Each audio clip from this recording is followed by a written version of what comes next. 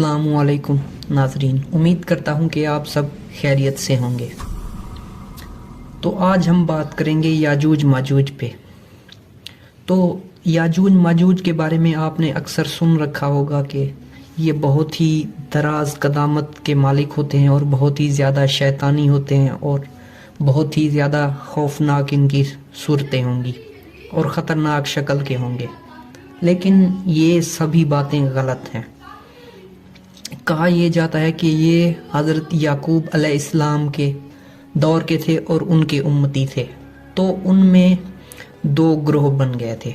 तो उनमें जो एक ग्रोह था वो बहुत ही ज़्यादा फसादी था, वो आपस में लड़ते रहते थे। तो दूसरा जो ग्रोह था वो पुरअमन था। तो वो चाहते थे कि हमें इनसे अलग कर दिया जाए, क्योंकि वो अक्सर जाके उन पर हमला कर देते और जाके वहाँ बहुत ही ज़्यादा उनका नुकसान करते। कई लोगों को वो ज़िंदा जला देते, मार डालते और मुख्तलिफ़ किस्म की बातें, ऐसे जानवरों को भी मार देते, फसलों को भी तबाह कर देते। तो कुरान में इसके बारे में सब कुछ मौजूद है, कुरान में इसकी वाज़ेह निशानी मौजूद है। तो हम बात कर रहे हैं हज़रत ज़ुल्करनैन की। तो कुरान में हज़रत ज़ुल्करनैन के बारे में आया कि ज़ुल्करनैन एक बहुत ही अजीम और बहुत ही बड़े बादशाह थे, जिन्हें अल्लाह ताला ने बहुत ही ज़्यादा क़ुव्वत दे रखी थी।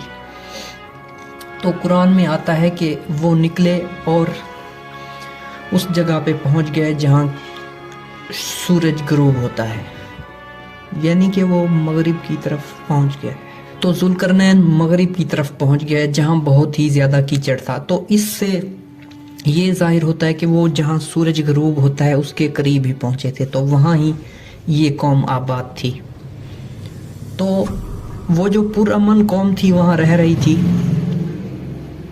तो उन्होंने ज़ुल्करनैन को कहा कि आप हमारी मदद कीजिए और इनको हमसे दूर कर दीजिए।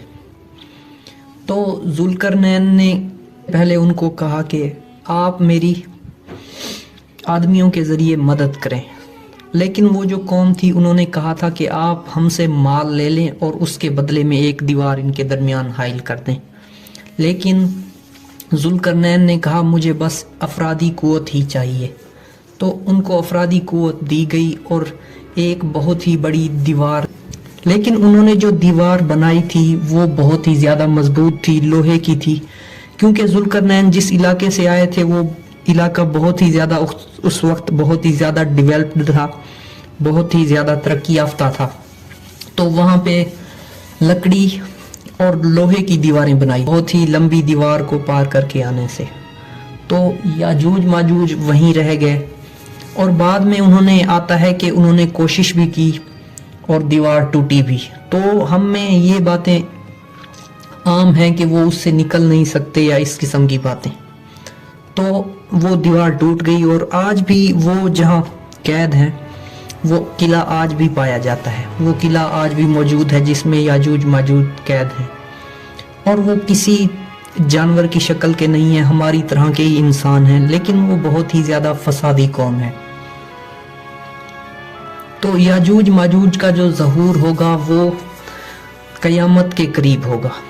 जब क़यामत आने वाली होगी तब उनका ज़हूर होगा और तब हज़रत ईसा अलैहिस्सलाम भी आएंगे, हज़रत महदी अलैहिस्सलाम भी आएंगे और उनसे जंग करेंगे।